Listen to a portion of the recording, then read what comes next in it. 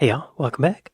Today we're checking out how the Damned beat the Pistols at their own game. No British cat. Though it had been bubbling under for 18 months, the end of 1976 was when UK punk got its first 7 inches. The Sex Pistols' anarchy in the UK may have generated the most outrage, but the Damned's New Rose got there first. Really? While they may have fired the first shot, the Damned ran counter to many of the key tenets of punk. Their songs dealt with the personal rather than the political. They didn't instantly disregard all music before 1976, and they could actually play their instruments. They were outcasts, set adrift by the punk powers that be, yet one of the most vital and interesting bands of the era. This is New British Canon, and this is the story of New Rose. Alright y'all, I've only heard of the Damned in passing through these Trash Theory videos. I think I reacted to how punk became the origins of punk. I don't remember what it's called, but it's all about punk. Different aspects of punk. But the Damned, I don't remember anything currently about them. Anyway, London SS, what does that mean? And the dawn of UK punk, 1975 to 76. Sex Pistols, Bernard Rhodes, and the New York scene. Songfish, the Damned.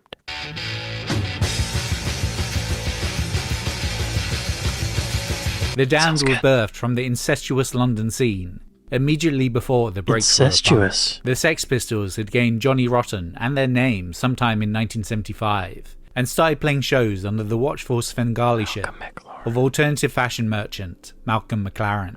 Right, he was a clothes guy, fashion guy, good brain for marketing. Watchful Svengali-ship of alternative fashion merchant Malcolm McLaren. His friend and rival fashion shop owner Bernard Rhodes wanted his own similar band to mould, and set about making something happen, with guitarists Mick Jones, Tony James, and Brian Robertson. Hang on. Who's this guy? Bernard Rhodes. He was a fashion shop owner. Rhodes wanted his own similar band to mould, and set about making something happen, with guitarists Mick Jones, Tony James, and Brian Robertson, resulting in the dubiously named London SS. Wait, was he in the band? I'm sorry, y'all. Showing how ignorant I am. Bernard Rhodes. Let's look him up. Show me on Wikipedia. Bernard Rhodes is a band manager, designer, studio owner, record producer, and songwriter. Was integral to the development of punk rock scene. Oh, he worked with The Clash as well. He's from Stepney, London. Where's that? Show me on a map. Oh, interesting, shaped neighborhood. Oh, okay. East London. Oh, Rhodes took the Sex Pistols under his wing while McLaren was in New York looking after the New York Dolls. Okay. He was instrumental in the Clash's formation. Whoa. But where does the Damned come up? He also nurtured and managed Subway Sect, The Specials, Dexy's Midnight Runners. I might be getting ahead of the video. Yeah, I am. They haven't, he was just mentioned. What am I doing? Okay, let's... Fashion shop owner Bernard Rhodes wanted his own similar band to mould, and set about making something happen, with guitarists Mick Jones, Tony James, and Brian Robertson, resulting in the dubiously named London SS. The catalyzing moment of the... Do I know Mick Jones?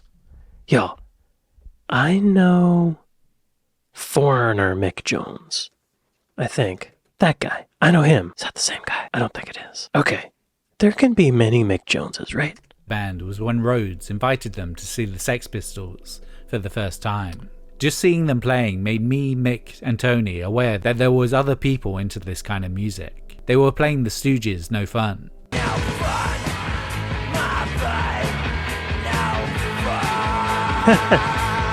They weren't the greatest band in the world, but they had an attitude. They were barking up the right tree. It made you think, I wasn't wrong, there is people out there into this stuff. Needing a drummer, the band put a want ad in the back of Melody Maker, with the prerequisite that applicants must be... So, the Sex Pistols were ahead of them. I had the idea from the intro that the Damned came before the Sex Pistols. I guess they beat them to something. We'll see what that is. Wild young drummer wanted. Must be aware of current New York scene and MC5 through the Stooges' New Energy Kids, 18 to 22, rather than seasoned pros with fixed ideals, although obviously ability is essential. Immediate rehearsals based in central London. Must be dedicated and look great in the above terms. Phone 485-8113. The band put a want ad in the back of Melody Maker, with the prerequisite that applicants must be aware of the current New York scene. What you know is trash. Won't pick it up. Take them lights away. My turn now.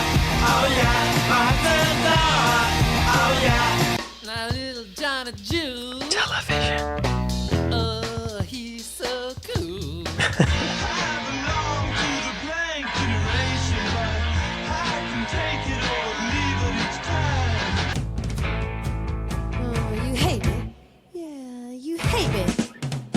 And MC5 through to the Stooges.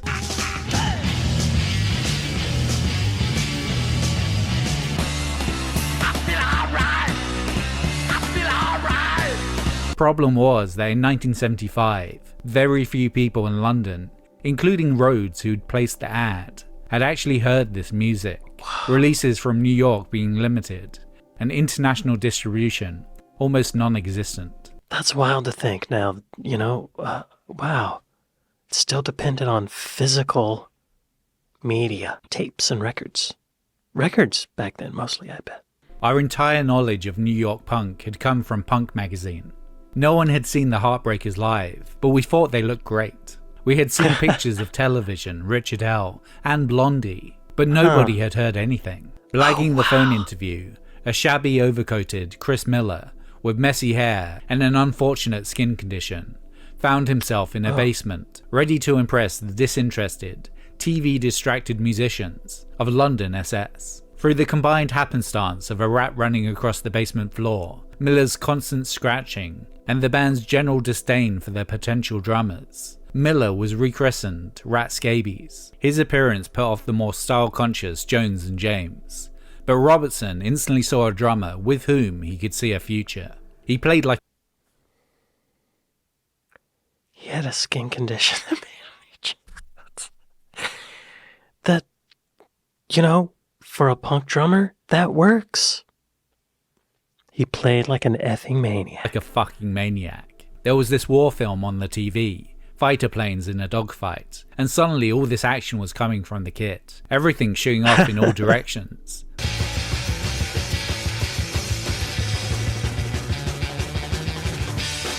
They said he doesn't look very rock and roll. I said I don't give a fuck what he looks like. Did you hear what he just did? However, London SS never found a suitable frontman, and soon fell apart without ever playing any gigs. Its members going on to bigger and better things. Jones would hook up with 101's singer Joe Strummer and form The Clash.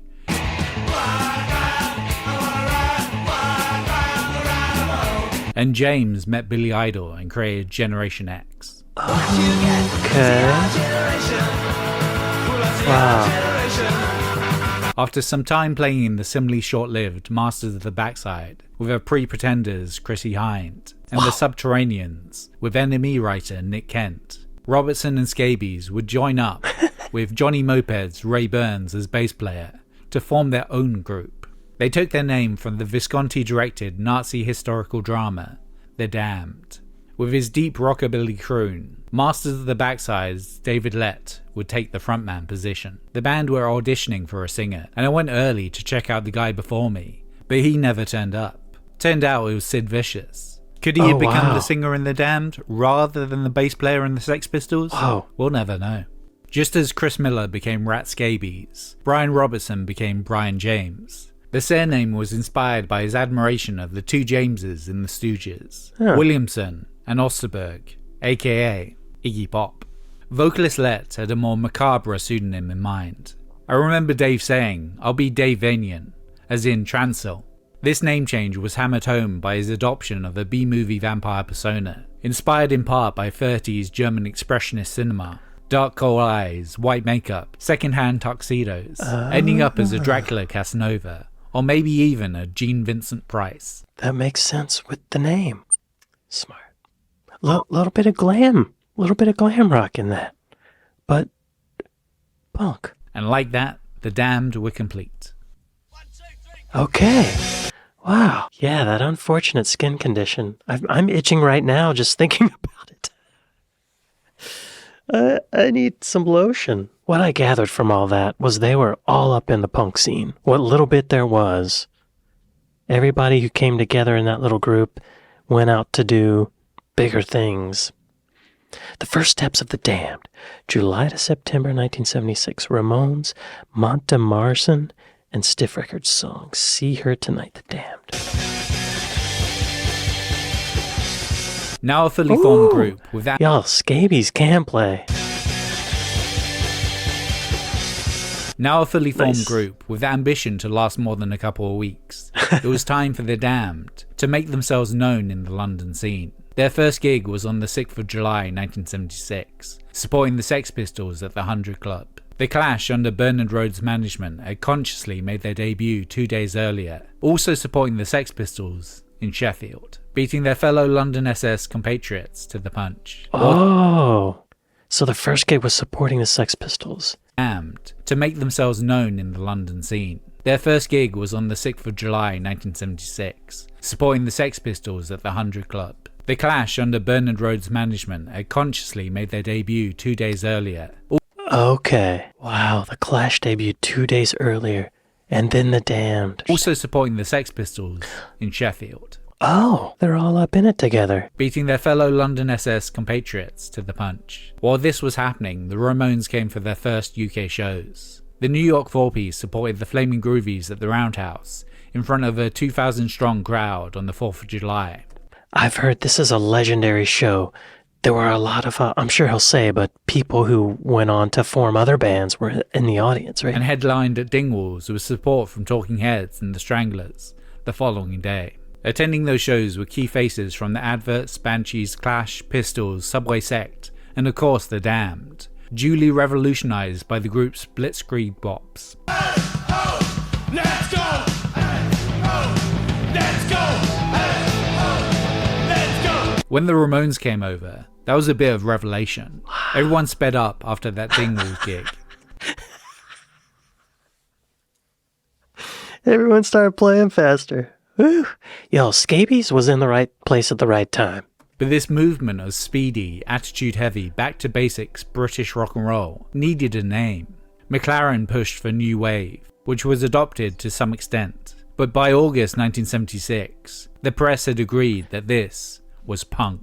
Not that all the bands concurred with the verbiage. It's crazy to think that that was, like, not a style of music at some point, isn't it? Y'all look at Scabies. Well, I think the film photography here does his skin condition justice. He looks nice and smooth. You're doing good, Scabies. The word punk didn't mean a thing to me. It was defamatory, worthless, no value, an insult. As soon as somebody said it, I remember as melody maker writer Caroline Coon, it became "This is punk rock." It's like saying I'm into shit rock. It's pretty funny now, but I didn't see the irony then. Playing around London, their carefree attitude and playful antics while delivering their pummeling, double-time MC5 inspired tunes made them stand out.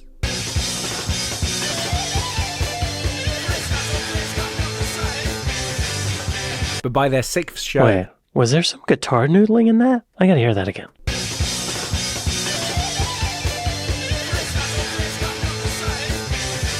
Wow. But by their sixth show, the Damned became the sole representatives of UK punk at the first European punk rock festival in Mont-de-Marsan in the south of France, making them the first UK punk band to play internationally. Oh, wow. On the 2-day coach drive down, the Damned were joined by the cream of British pub rock, Eddie and the Hot Rods, I got the teenage depression, that's what I'm talking about. If you don't know what I mean, then you better look out. That sounds tame. Nick Lowe, Oh, where it's going, no one knows. Oh. That's so it goes, that's so it goes, that's so it goes, that's so it goes.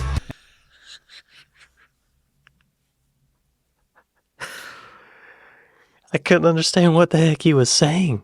And then I saw the title, So It Goes, but he's saying it with like an Irish accent. Maybe Scottish? Where's Nick Lowe from, y'all? That's Nick Lowe. I've seen him play. I think I saw him open for Wilco, didn't I? Yeah, now I remember who he is. But where's he from?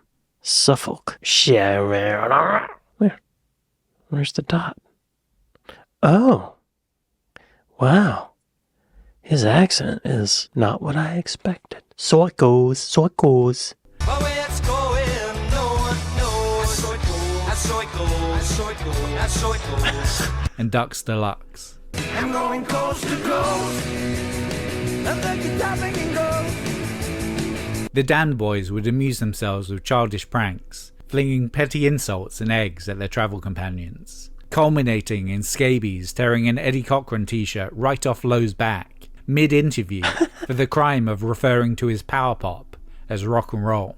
At the actual festival, the Damned set was ramshackle at best, Lowe telling John Ingram that they were the worst group he'd seen since the Sex Pistols. But this bizarre jaunt would be valuable. For one, bassist Ray Burns got a genius AKA after pretending to be a pilot on the coach, and riling up an unimpressed Sean Tyler of Ducks Deluxe, who shouted, "Oi, Captain Sensible, get that egg out of your hair before customs, or I'll stick your head down the bog and wash it for you." Despite their immature hijinks, they also bagged a manager in Dave Robinson, and a record deal thanks to Stiff Records, Jake Riviera. We liked That's a productive trip. Jake, and the whole Stiff Records thing made a lot of sense. So we signed. We had heard about Jake That's before the scabies, Mont de Marsan festival, about this bloke who was really on the case. When we talked to him about MC5 guitarist Wayne Kramer, he knew who we were talking about. He was hip to what was going on, even with his cowboy boots. Wow. Something else I'm just remembering now is that Scabies' first name is Rat. Rat Scabies. So they go down to the south of France. They're the first punk band to play internationally because of that. They get a manager and a record deal. Whew. If only it was always that easy, right? On September 21st, the Damned played the second night of the infamous 100 Club punk festival, bumped from the first night by the machinations of McLaren, fearful that the Damned might be pulling focus from his pet project. The second night, having neither the Sex Pistols nor Clash, was headlined by Manchester's Buzzcocks, joined by the Vibrators and France's Stinky Toys. Unfortunately, the Damned set was overshadowed by Sid Vicious, lobbing a pint glass at the stage, shattering and showering the front row with glass. Some poor girl lost an eye because of that wanker. It was the people standing either side of him who persuaded him to do it. They were to blame. Sid was impressionable and gullible. He wanted people to be impressed by what he did. He was quite weak-willed, really. The instant made... Man, he would not have been a good lead singer. I don't know what his voice sounded like, but gotta have confidence, right? Wanted people to be impressed by what he did. He was quite weak-willed, really. The incident made the national press and enforced in the public consciousness that punk bands, their crowds, and especially the Damned, were violent and dangerous. Very productive trip. Many venues stopped putting on punk shows. However, by this point, the Damned had already recorded their debut single, not about anarchy or riots, but from the outside at least, about a girl. Oh. Okay. Huh. Man, that's a productive trip. So, not only were they the first punk band to play internationally, the first UK punk band to play internationally. I just remembered the Ramones played internationally, and they're a punk band. The first UK punk band to play internationally. They got a manager, they got a record deal, and they got free magical press that colored the entire musical genre of punk for the rest of forever. Wow. And they got to hang out with Nick Lowe and make fun of him and throw eggs in his hair. The creation of New Rose, 1974 to 76. Bastard. Nick Lowe and leader of the pack. Uh-oh. Yo, Nick Lowe seems like a nice guy. I hope nothing... I know he survives because I've seen him in person, so at least I know they didn't get him killed. Song New Rose, The Damned. Rat Scabies. New Rose had been gestating for a while, James having written the bassist for the track while part of his pre-London SS group, Bastard. I was in Brussels in late 74, and I had this riff nagging at me.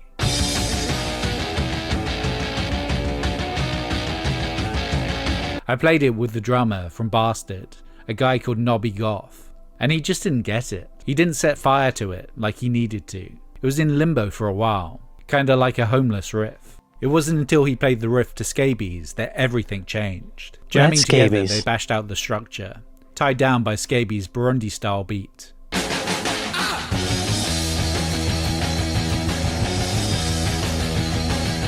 It's live. Y'all, Scabies is a great drummer. Great drummer. Don't touch his drumsticks, you're gonna get ringworm. Its live debut also predates the formation of the Damned, being played as the Subterraneans as early as May 1976. When Riviera approached them about recording a single, most of the Damned agreed that New Rose was the obvious choice. I've got a new rose, I've got it good. Yes, I knew that I always would. Captain Sensible, though, preferred I Fall, feeling it was even faster and would have had more shock value.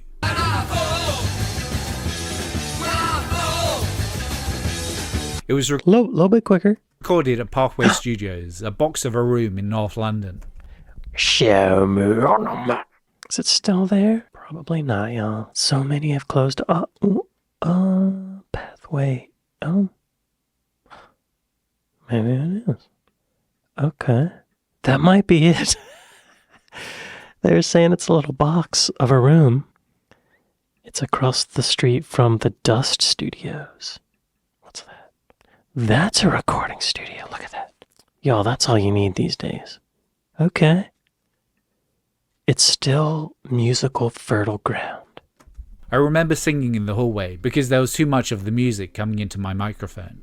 I had to sing out there with the door shut, and it was still very loud because everything was full volume. I better go.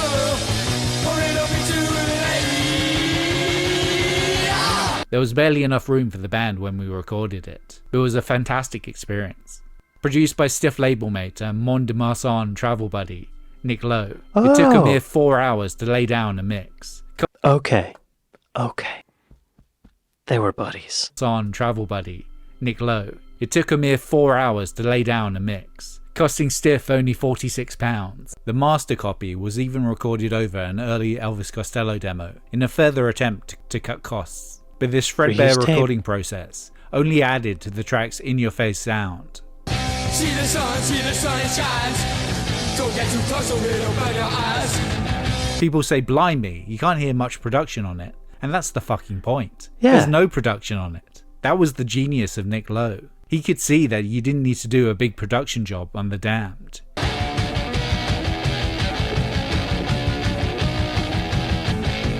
It sounds raw and rancid and gnarled. Yep. To spruce it up would have been a mistake. Absolutely. The choice of New Rose as the debut further marked The Damned apart from the other bands in the scene. Rather than a political screed or a call to arms, theirs was a song about an exciting new romance. I can't stop to mess around. I got a brand new rose in town. Emphasised by the song's opening line, Is she really going out with him? which was cribbed wholesale from the Shangri-La's leader of the pack.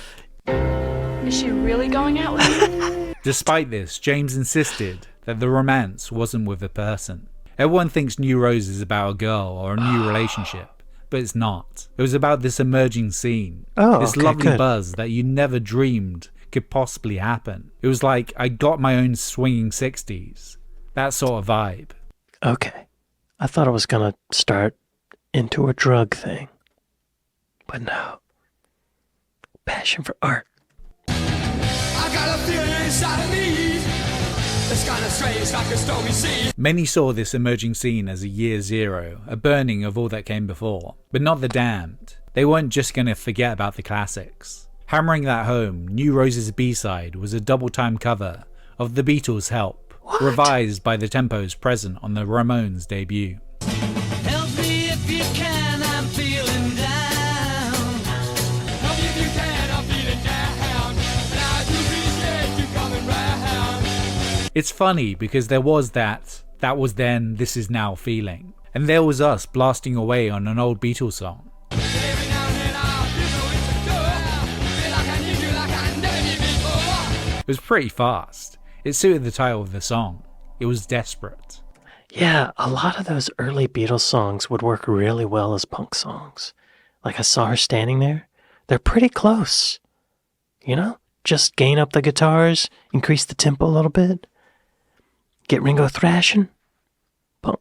New Rose would be released on the 22nd of October 1976 and is seen as the first UK punk single, being released 5 weeks before the Sex Pistols' Anarchy in the UK. Wow.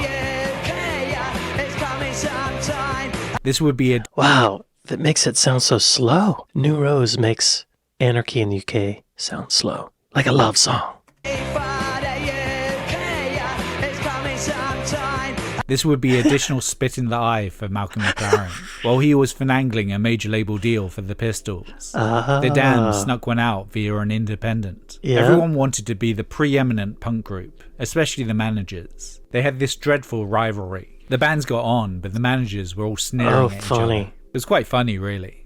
New Rose never charted, but it still sold well, forecasting a wind of change for British rock music. Yeah, and you know what? In the 2020s, it got a little documentary about it made by Trash Theory.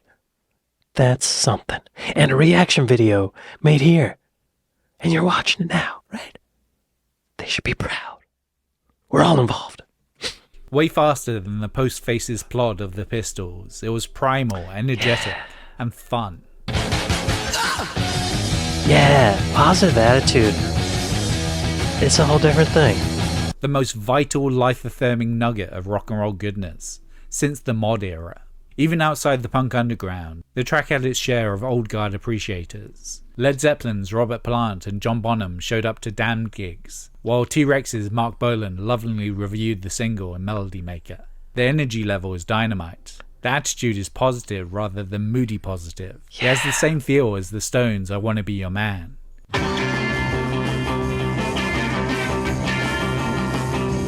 Oh, it does kind of.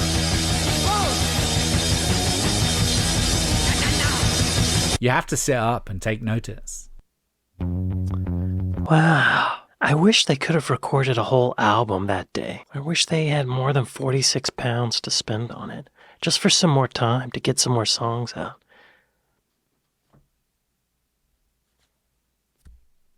The Damned create Damned, November 76 to September 77. Anarchy in the UK tour. Neat, and Split. Oh, song Neat, The Damned. After scoring the UK's first punk single, the Damned furthered their preeminence by being booked as the support for the Flaming Groovies' November 1976 UK tour. Awesome. But after their 100 Club headlines, a majority of the crowd was there to hear New Rose in its natural setting.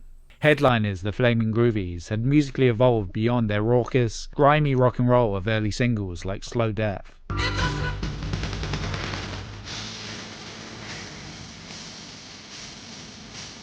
To the more Beatle-indebted power pop of Shake Some Action.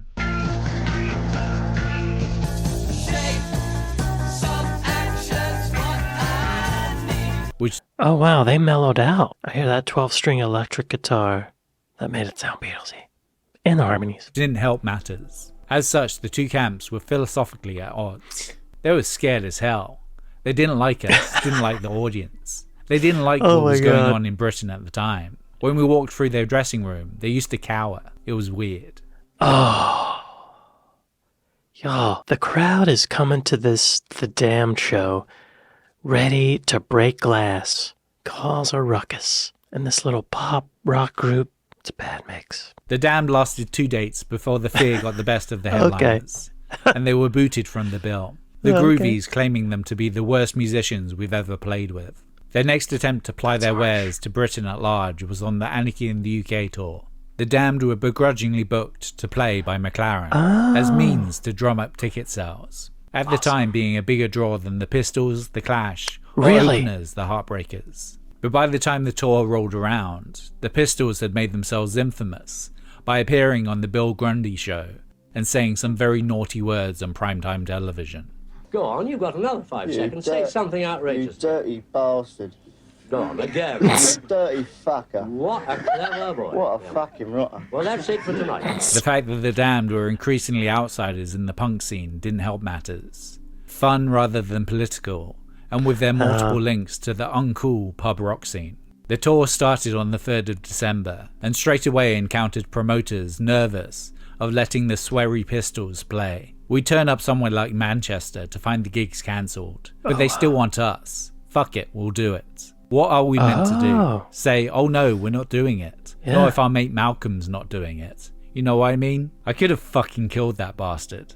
4 days in and the Damned were kicked off the tour by McLaren. Wow, wait, so their other tour, they lasted 2 dates. This one, they only lasted 4. Y'all, punk is rough. Yeah, that's a rough sell. That's competitive. I didn't expect it to be so competitive. Punk traitors and sellouts for being willing to play the cancelled shows. Yeah, and this, like, wow. That punk attitude just seeps into the business of it in a bad way, doesn't it? In reality, McLaren no longer needed the Damned to pull an audience, and found any excuse to get rid of them. No matter the truth, the punk traitor label would stick, smearing the Damned's credibility with the safety pin crowd. Unfazed, over December the Damned went back to Pathway Studios. I just realized he called them the safety pins crowd. Because they would put safety pins in them. Pin crowd. Unfazed, over December the Damned went back to Pathway Studios Yes! to record their debut album. Good. With Nick. Oh, well, here I am. I'm just another one-night stand. We recorded a whole album, Damned and Damned, in 2 days flat. In those Yo, this is what I wanted him to do. This is exactly what I wanted him to do. And I did it. Thank you, guys. those days there was never much food around. We were fueled by amphetamine sulfate and cider. Oh, man. Punk's a rough business, I guess. I wish I could have been around then at the time. I would have bought him some pizzas, some cheeseburgers, some fish and chips, some chicken tikka masala. Too bad. Again working with Nick Lowe, the album session spawned the relentless Getaway theme, Neat Neat Neat, which would become their second single.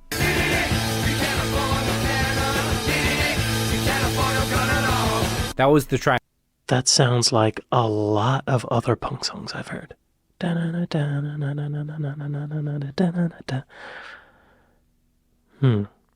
if they were the first to do that, or if and everyone copied them, or if they lifted that. I wonder. That was the track where I thought we had something really different. I always thought it had a really good groove, with a snaky bass line.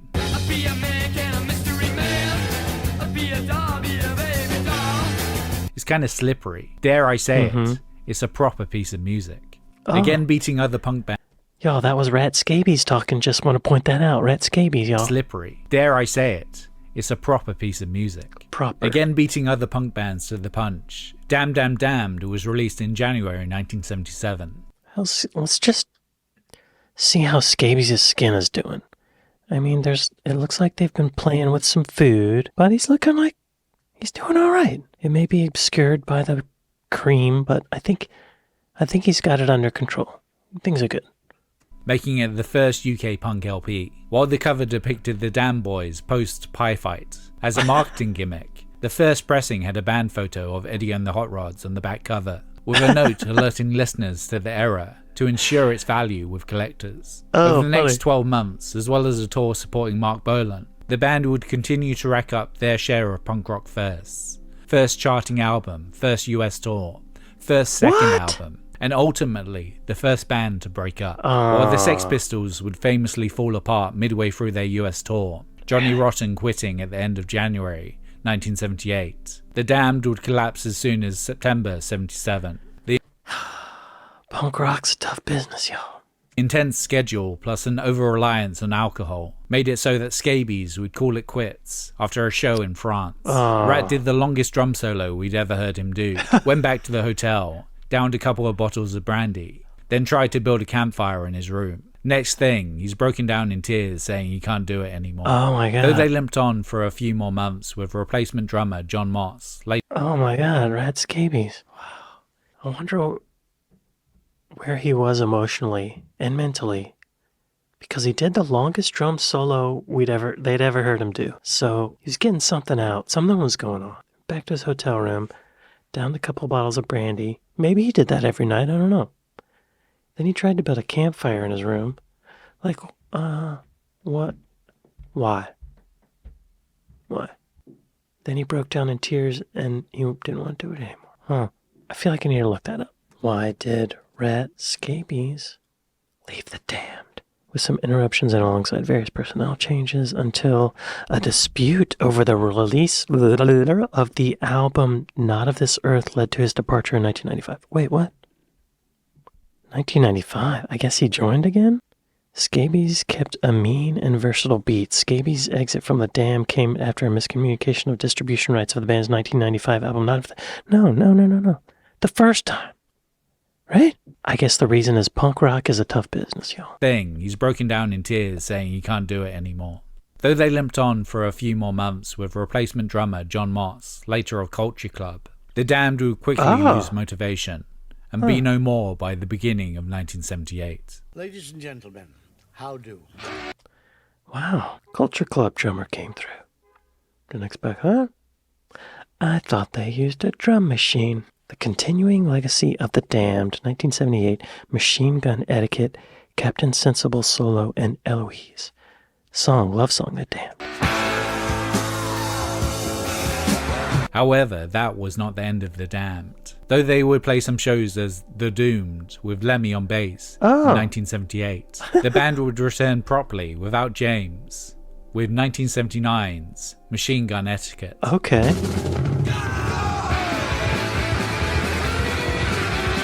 While Captain Sensible would move from bass to guitar, James's domination over songwriting was replaced with a more collaborative process. Not only would the album's first single, Love Song, be the band's first charting single, barging its way to number 20 in the UK,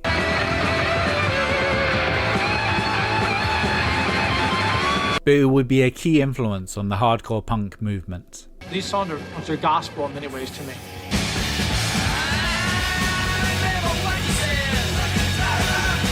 Its second single, Smash It Up, would even be banned by the BBC for fear of inciting property damage.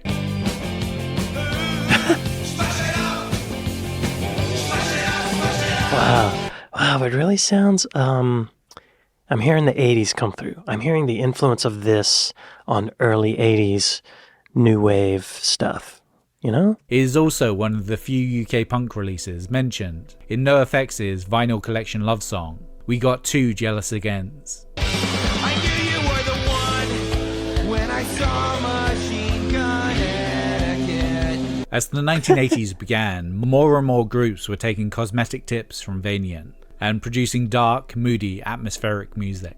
Parallel to this, the Damned got darker in tone, more theatrical, with a greater emphasis on psychedelia, haunted synths, and Vanian's deep, dark baritone.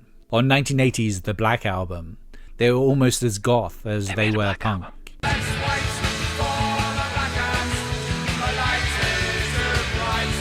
A sonic shift that would continue on for the rest of the 80s. As a counterpoint to the moodiness that was being injected into their music, Captain Sensible scored an unexpected solo #1 single in 1982 with his cover of Happy Talk from South Pacific.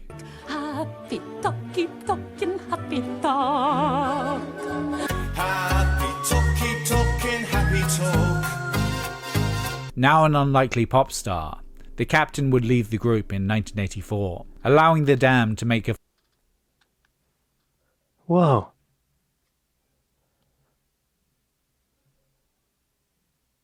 I'm starting to think that Captain Sensible is the least sensible person. The Captain would leave the group in 1984, allowing the Damned to make a full transition to gothic rock on 1985's Phantasmagoria. Whoa, 85. And they're going, wow, I didn't expect this. I mean, I sort of did. I thought they were going to get away from the glam thing, but they're getting back into it. That does fit with the 80s thing, like the extravagance, you know, the theatrics. I could see how that would work. I'm surprised Captain Sensible left that for this, you know? He must love that parrot. Allowing the Damned to make a full transition to gothic rock on 1985's Phantasmagoria. Synths. The next year, the band would achieve their biggest hit ever with a grandiose cover of Barry Ryan's Eloise. Eloise, be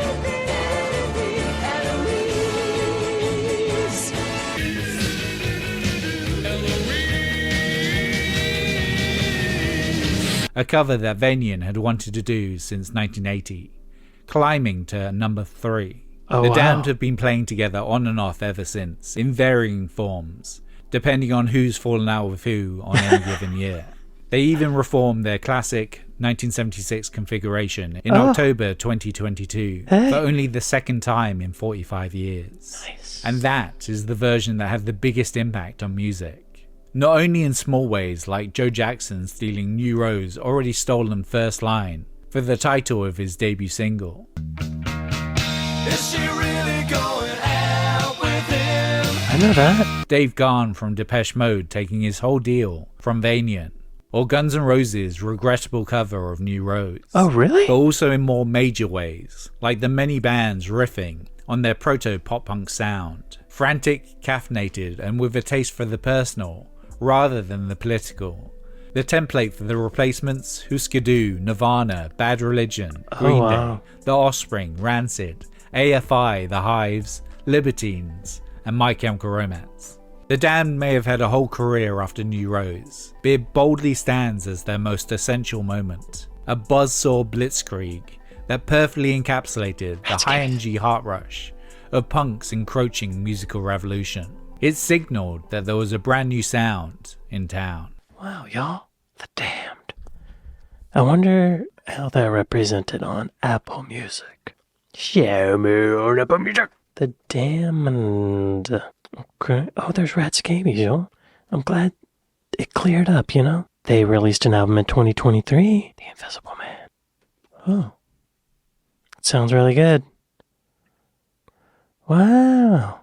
Okay. Oh my gosh, they have a lot of albums. 2016, 2001. Oh, that's a great album cover. That's a great album cover. I'm just noticing that now. That's the album cover. I don't like this one as much. The album cover. Wow, they're still going. That's amazing. I love that Rat Scabies didn't succumb to his skin condition. And I love that they're back together. Pretty cool. They influenced so many people. And they had some hits. Well, y'all, I'd like to thank my patrons. I'd like to thank my Buy Me a Coffee folks. Thank y'all for watching this with me. And I'll see you next time. Later.